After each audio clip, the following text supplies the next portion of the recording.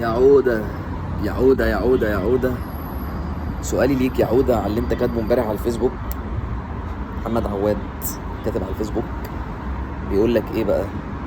بيقول لك اصل انا عايز اعرف انا عملت ايه او ايه اللي بدر مني. طب ما تيجي نحسبها مع بعض كده يا عودة، انت ايه اللي بدر منك؟ بدر منك انك انت نزلت ما سخنتش، فضلت واقف بره لوحدك، سبت محمد صبحي بيتمرن لوحده. ده بند اولاني. تاني بند بقى، لما جيت تنزل ما كنتش طايق المدرب بتاعك، كنت بتتعامل معاه باسلوب وحش. وتالت حاجه ان انت اصلا ما كنتش عايز تنزل. فالنبي عوده، بلاش تحسسني فعلا ان احنا كنا ايه، يعني الدنيا معانا ماشيه وردي وان احنا قلبين الدنيا وخاربين القاره ودايسين على القاره ووشها كله. وانت جيت نخعت مني مره، فاللي هو معلش يلا ابننا غلط فعادي بنعديه. لا حبيبي، انت من ساعه ما جيت عملت مشاكل قد كده.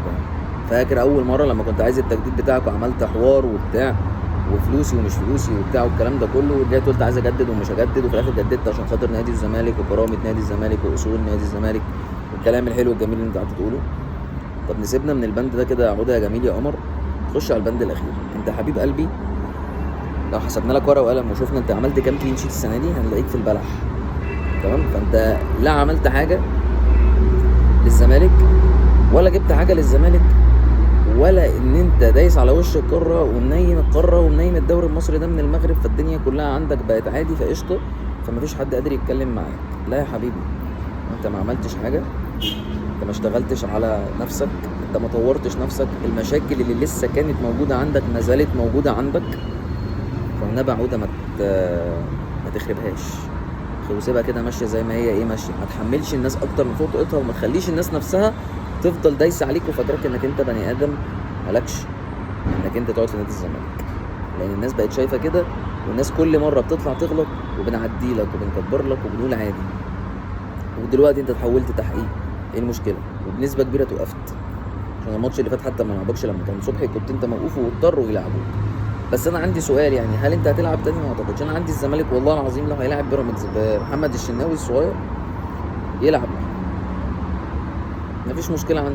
لكن انت يا عواد والله العظيم حرام عليك، حرام عليك الفلوس اللي بتاخدها. انا بكلمك بجد بقى، لان كده كده الواحد يعني فاض بيه الكلمه معاكم بصراحه كلكم كلعيبه، بس انا بتكلم على عواد عشان هو بقى اللي خد الصوره دلوقتي، وهو اللي جاب الايه الكلام لنفسه انك تطلع ترد. انت المفروض ما تطلعش ترد، بترد بناء على ايه؟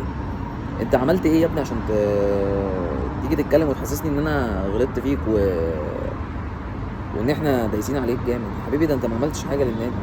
انت مش انت بس، انا بتكلم الفرقه كلها، بس انا بقول لك انت عشان انت الموضوع جاي عليك. فانتوا ناس غريبه جدا بجد والله.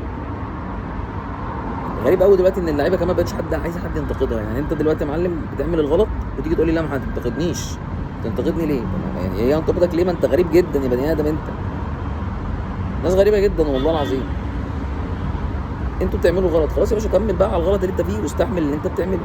بس لو انت شايف بقى ان انت المفروض عاقل وراجل كده بقى، المفروض كابتن من كباتن نادي الزمالك وراجل حارس مرمى نادي الزمالك، لا يا باشا انا عملت حاجه غلط اتحاسبت والنادي حاسبني، هسكت ومش هتكلم وهرد في الملعب وهرد للناس ان انا لا فعلا كنت موجود وان انا فعلا كنت بعمل وان انا كنت بسوي. لا لا لا، كان ازاي لازم نطلع نرد؟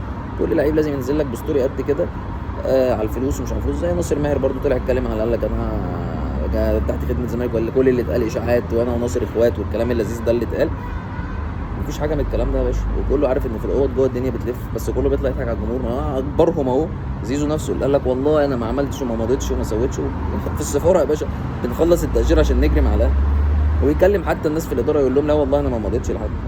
هتيجي على مين يا باشا؟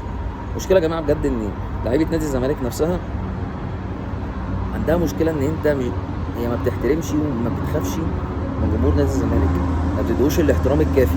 ان هي لو بتخاف منه مش هتعمل ده. واللي بيعمل كده والسبب في ده ضعف الاداره. يعني الاداره لو قويه جدا معاهم هم هيخافوا، لكن الاداره اصلا يا باشا حبي مع بعضها. صباح الفل.